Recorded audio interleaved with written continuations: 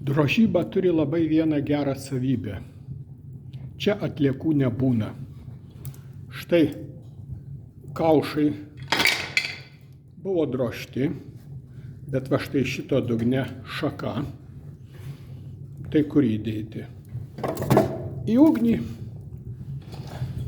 buvo drožtos šukos, medienos kryptis šiek tiek negera. Kieta vyšnios mediena, bet toliau daryti neapsimoka. Ten pat. Na ir dar vienas kaušas. Bedrožiant jį atsivėrė dugne šaka. Kitoj pusėje taip pat visokių defektų. Tai irgi keliauja ten pat.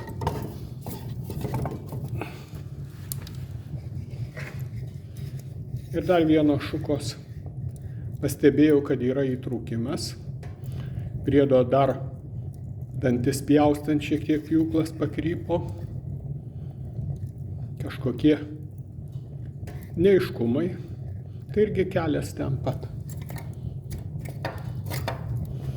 Tai va, dega puikiai, kadangi mediena idealiai sausa, kieta ir